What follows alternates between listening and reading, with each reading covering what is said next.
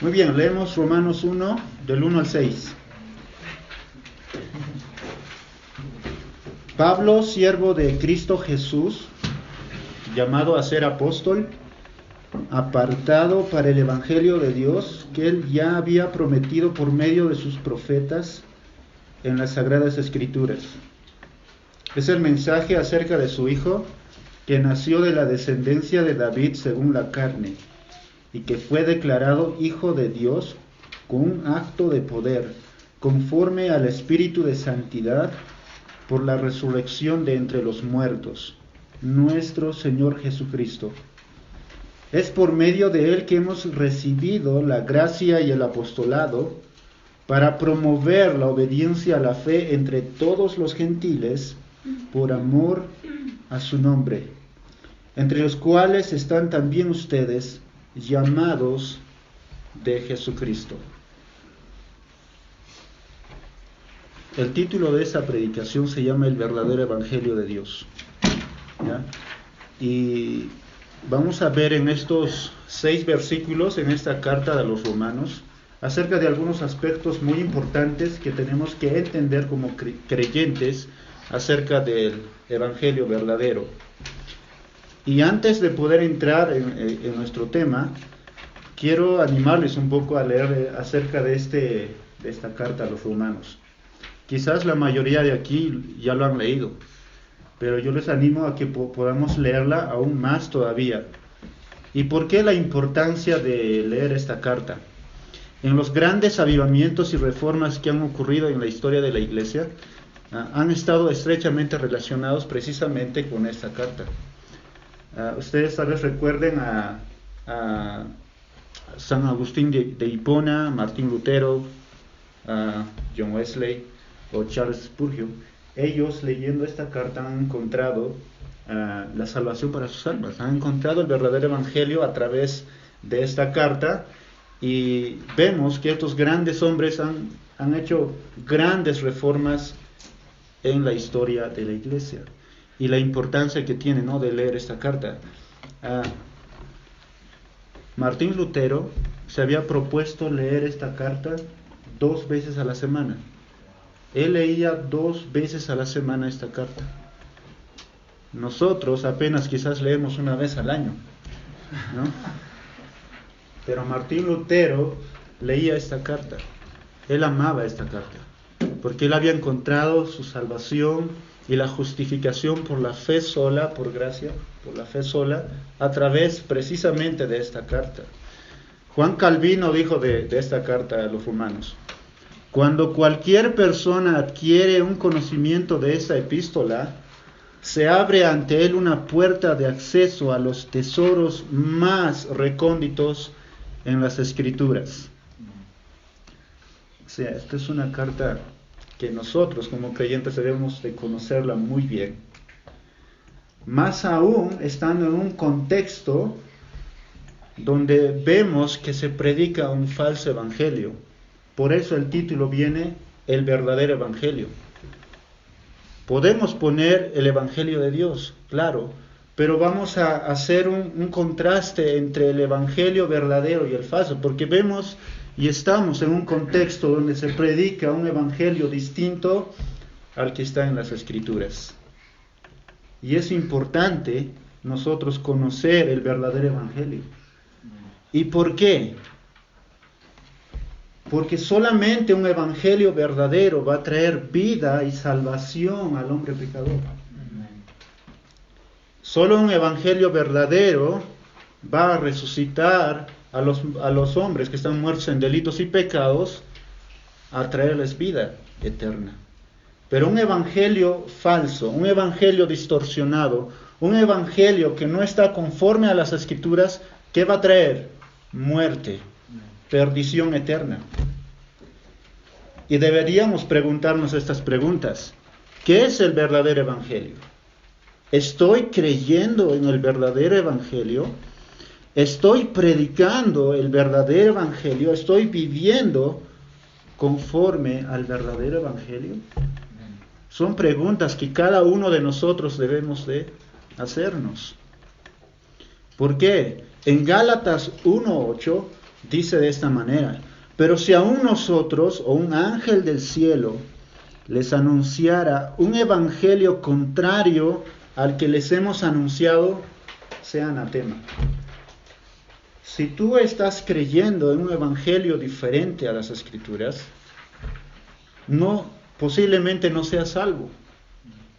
Si tú estás predicando un evangelio distinto, lo único que estás haciendo es llevar a perdición a los hombres y no a la salvación. Y de ahí la importancia de predicar un evangelio correcto. Tú prendes la televisión, hay hombres predicando un evangelio diferente. Tú prendes la radio, hay hombres y mujeres predicando un evangelio distinto. Y hay iglesias llenas de hombres escuchando un evangelio distinto al de las Escrituras. Por eso es importante nosotros conocer lo que es el verdadero evangelio según las Escrituras. Y vemos en estos 6 versículos algunos aspectos muy importantes acerca de este evangelio. El evangelio significa buenas nuevas, buenas noticias, buenas de gran gozo. Y en medio de estas noticias malas en el cual estamos viviendo, hay una buena noticia, que el verdadero evangelio sí se está predicando, que el verdadero evangelio sí podemos conocerla, ¿no? Y es en estos 6 versículos que vamos a ver eso. Pueden tomar sus hojas, cada uno tiene sus hojas ahí, y vamos a ver. En el versículo 1 dice de esta manera: Pablo, siervo de Cristo Jesús, llamado a ser apóstol, apartado para el evangelio de Dios. En el primer punto tenemos el evangelio y su mensajero. El evangelio y su mensajero en el versículo 1. Y Pablo, quien es el autor de esta carta, ¿no?, se menciona a sí mismo primeramente como siervo, luego se menciona a él mismo como llamado, y tercero se menciona a él mismo como apartado para el evangelio de Dios. Vamos a hablar un poco de Pablo, porque Pablo es el ejemplo de la obra de gracia salvadora en todos los creyentes. Pablo, que ha sido el gran predicador a los gentiles, ¿ya? Pablo significa pequeño. Pablo significa pequeño. En el siglo II, un escritor describió a Pablo como un hombre pequeño de estatura, con cabeza calva y piernas encorvadas, con su cuerpo en buen estado, con cejas tupidas y nariz un poco en forma de gancho, llena de cordialidad. Así era el apóstol Pablo. No es como lo describen en las películas, ¿verdad? Vemos en otras palabras, el apóstol Pablo no era guapo.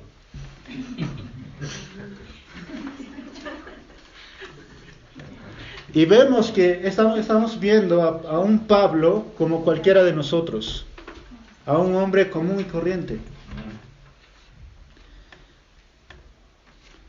En Hechos 8:3 vamos a ver la vida de Pablo antes de ser creyente, antes de que Dios obrara por su gracia en su vida. En Hechos 8:3 nos habla así de Pablo: pero Saulo hacía estragos en la iglesia, entrando de casa en casa y arrastrando a hombres y mujeres, los echaba en la cárcel.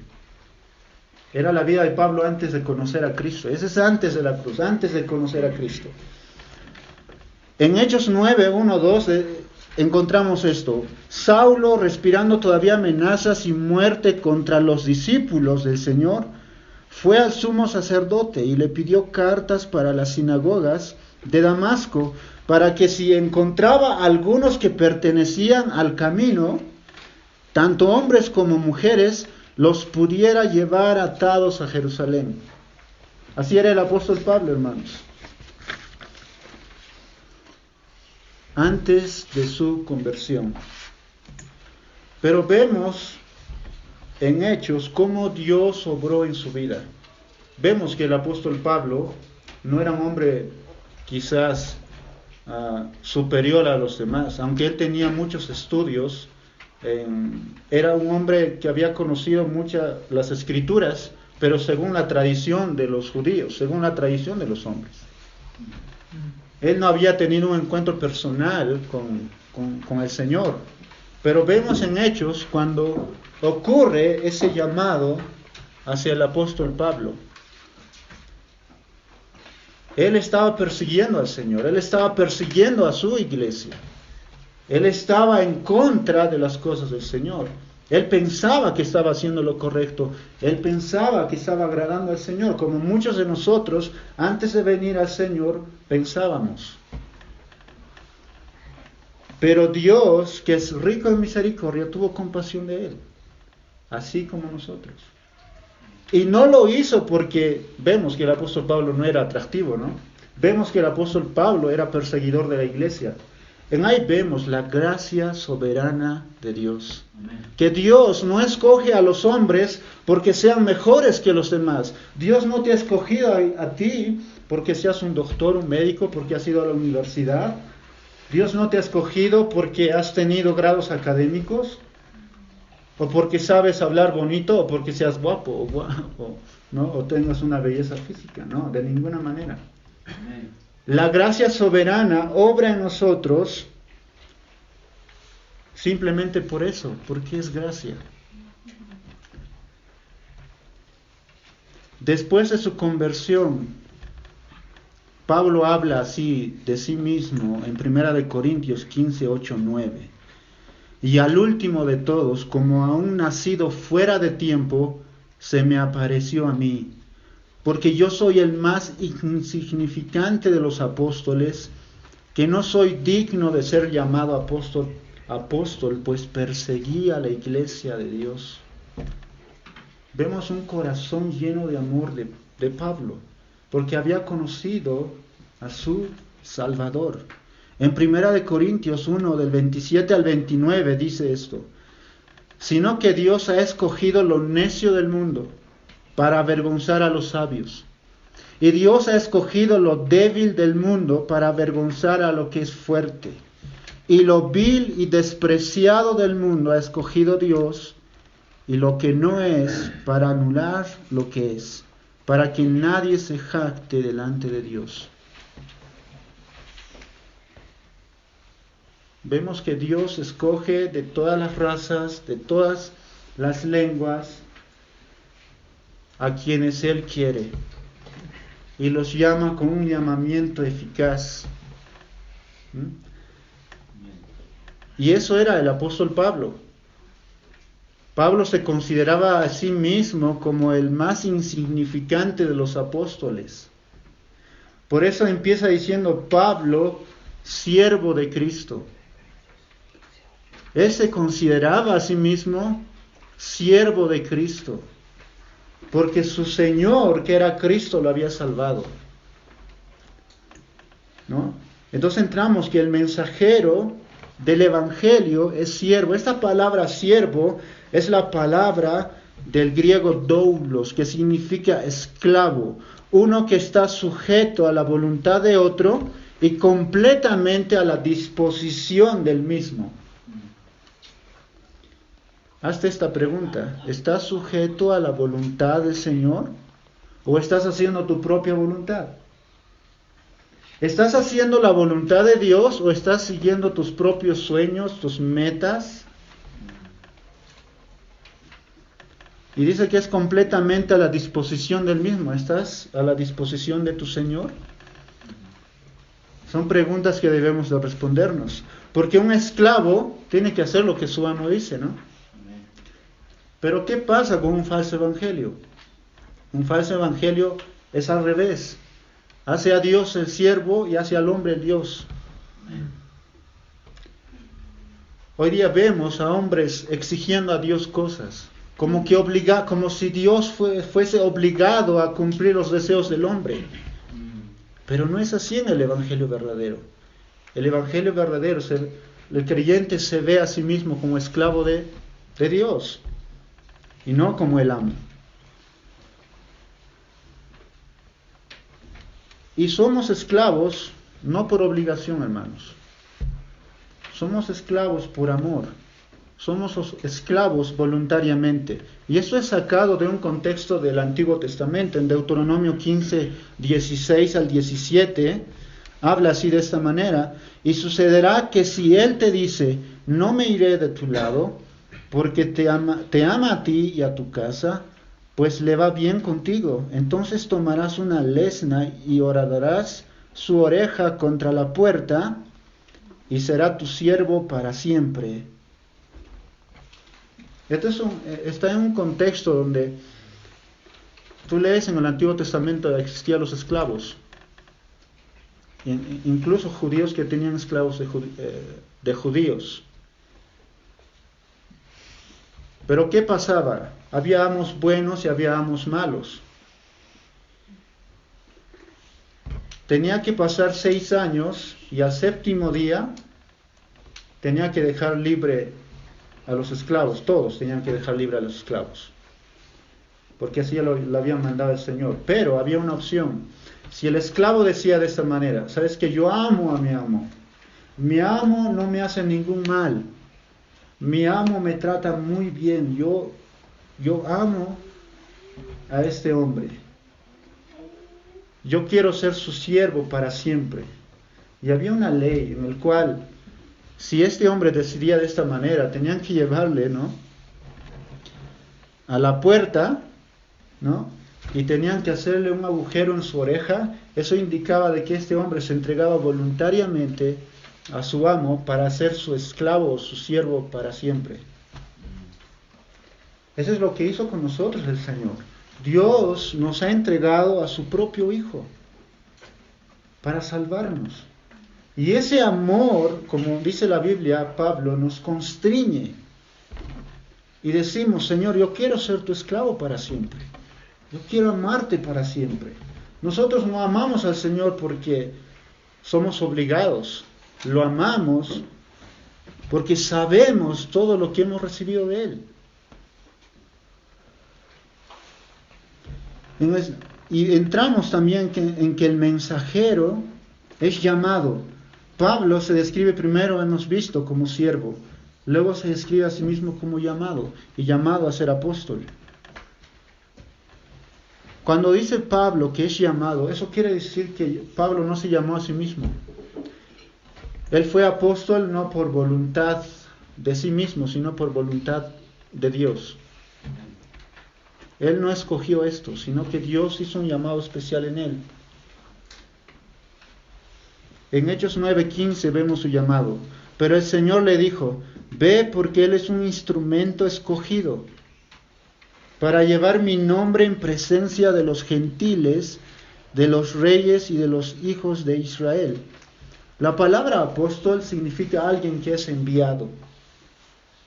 ¿Ya? Alguien que es enviado. Pero hay aquí dos connotaciones. En un sentido básico, todos nosotros somos apóstoles. Todos los cristianos, en el sentido básico, somos apóstoles. Pero no vayas a decir por ahí que, bueno, yo soy apóstol, ¿no? ¿En qué sentido somos apóstoles? En que somos enviados. Somos nacidos de nuevo, enviados a un mundo caído para anunciar las riquezas de aquel que nos llamó de las tinieblas a su luz admirable. Entonces somos enviados a este mundo para predicar a Cristo, para hacer conocer precisamente el Evangelio del Señor. Pero hay un llamado especial como oficio que solo lo han recibido hombres especiales, ¿no? Los 12 apóstoles, Pablo, ¿no? Y también el que ha sido reemplazante de Judas. Pero ha sido un oficio que hoy en día no hay, ¿no? Muchos hoy en día se autodenominan apóstoles. Apenas en la televisión hay infinidad de apóstoles a montones, ¿no? Pero no, Hay requisitos para ser apóstol, pero ellos no cumplen esos requisitos. Hoy en día no hay apóstoles como oficio. Pablo ha sido llamado como apóstol a los gentiles y él tenía que predicar a los gentiles. Incluso en un momento él dijo, ay, si no predicar el evangelio. Porque tenía un llamado especial como apóstol.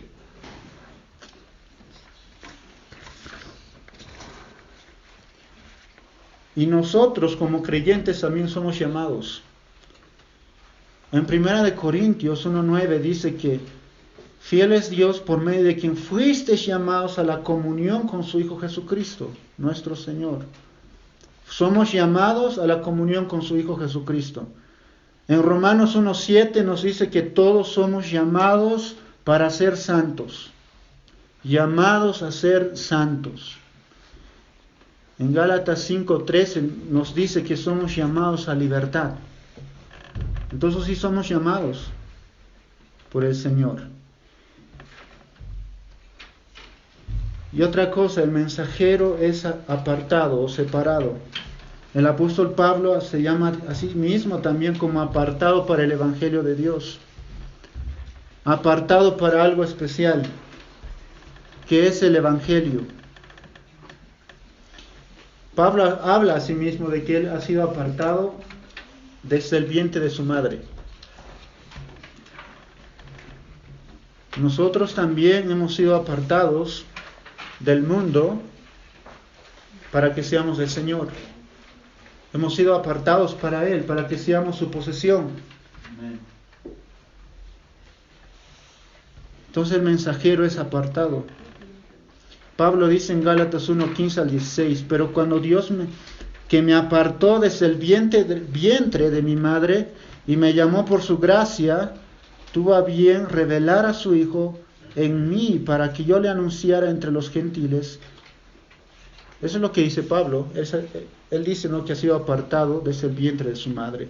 Y nosotros también somos apartados para ser de Dios y somos apartados también para el Evangelio.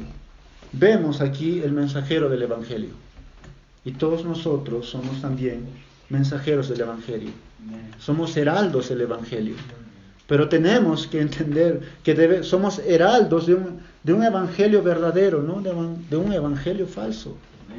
Y tenemos que conocer el Evangelio verdadero si queremos ser buenos mensajeros del Evangelio. En segundo lugar, vamos a ver el Evangelio en el plan eterno de la redención. Esto lo vemos en el versículo 2. Dice, para el Evangelio de Dios que Él ya había prometido por medio de sus profetas en las Sagradas Escrituras. El Evangelio en el plan eterno de la redención. El Evangelio prometido. John MacArthur dice de esta manera: el Evangelio que tuvo su origen en Dios no fue un pensamiento divino agregado a última hora, ni fue enseñado por primera vez en el Nuevo Testamento. No refleja algún tipo de cambio posterior en el plan de Dios o una revisión de su estrategia. En otras palabras, hermanos, el Evangelio no surgió apenas hace 2000 años. No es el plan B del Señor. El Señor no dijo, voy a poner mis leyes y mis estatutos al hombre, a ver si lo cumplen, se van a salvar. Y tal vez, por si acaso, voy a hacer un plan B si el plan A no funciona. El Señor no dijo eso. El Evangelio, si tú vas a leer en Apocalipsis, habla del Evangelio eterno. El Evangelio ha sido prometido antes de la fundación del mundo. No es algo reciente.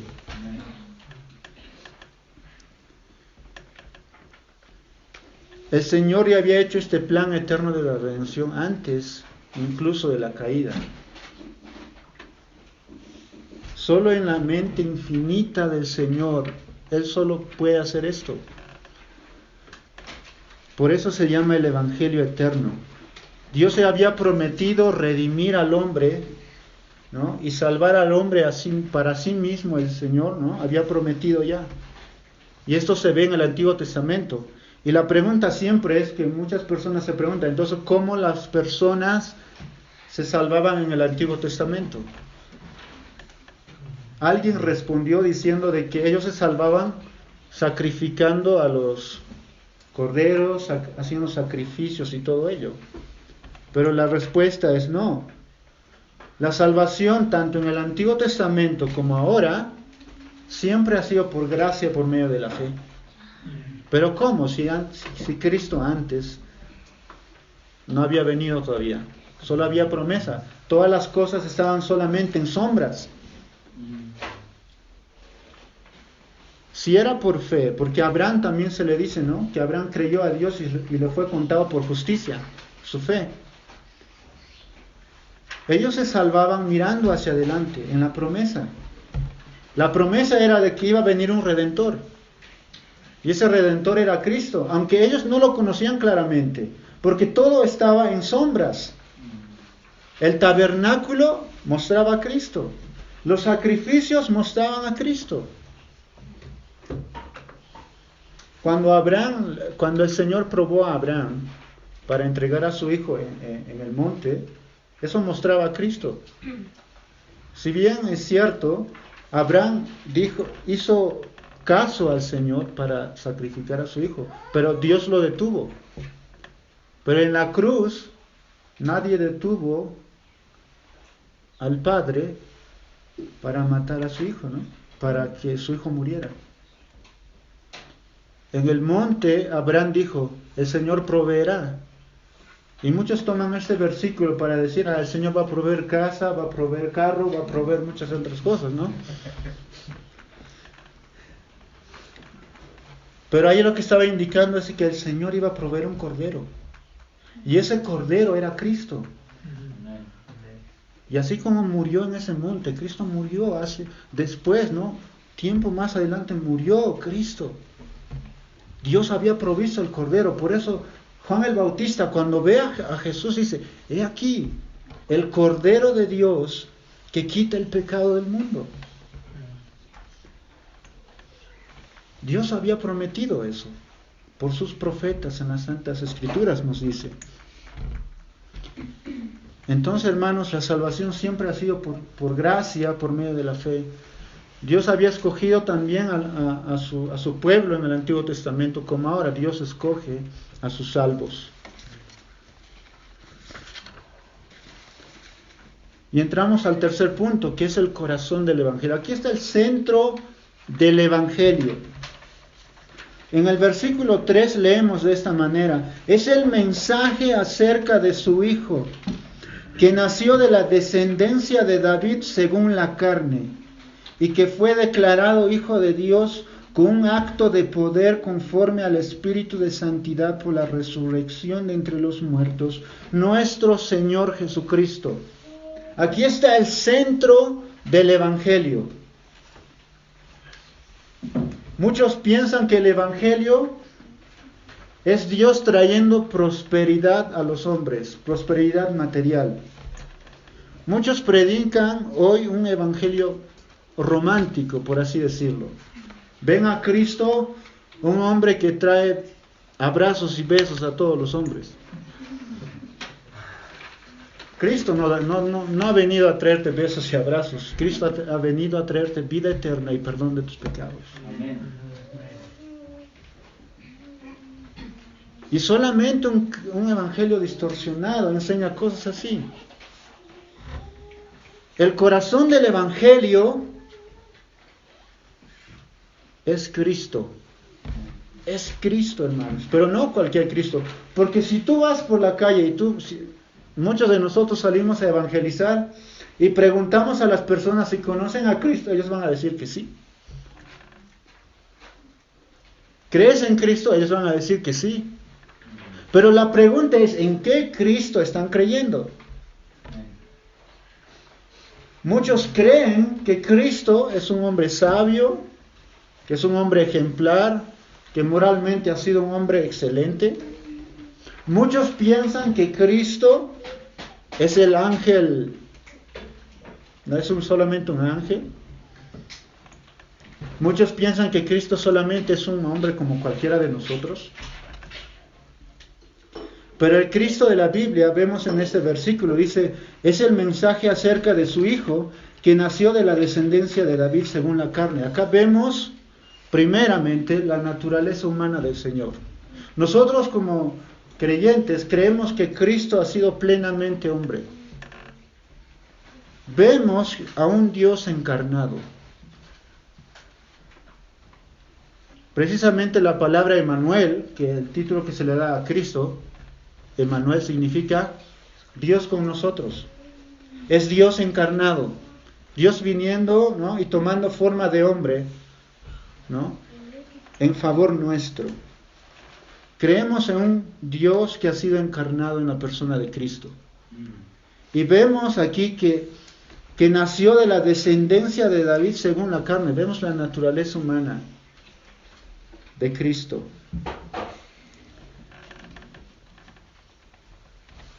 Dios había prometido en el Antiguo Testamento de que el Mesías, el Salvador, iba a venir de la descendencia de David. Y Cristo cumple plenamente esto. Tú lees Mateo, ahí está la genealogía de Jesús. Tú lees Lucas, ahí está también la genealogía de Jesús.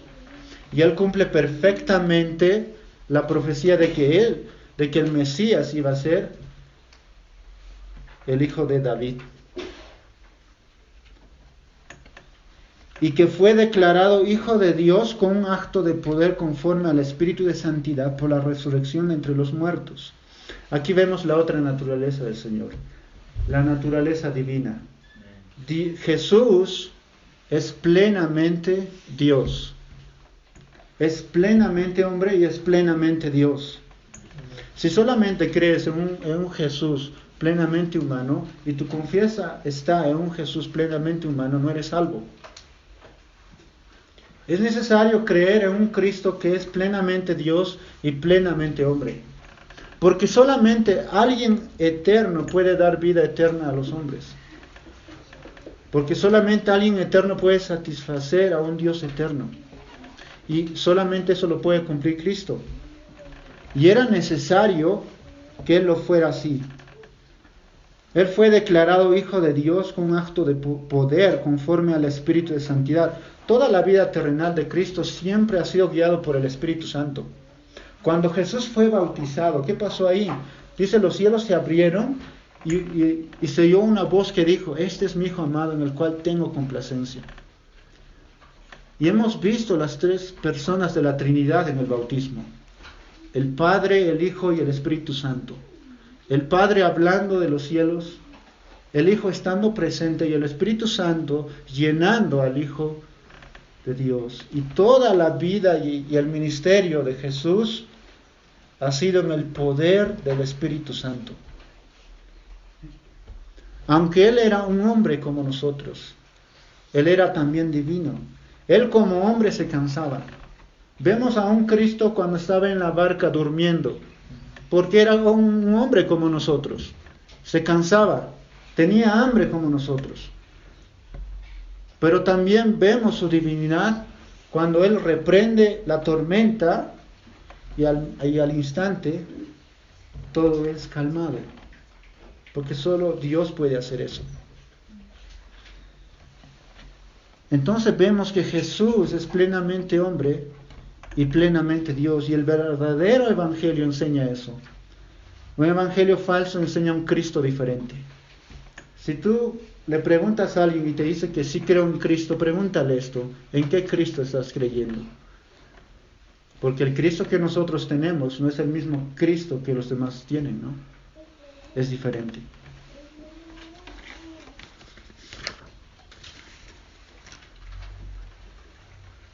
Por último, vemos el Evangelio y su gran comisión.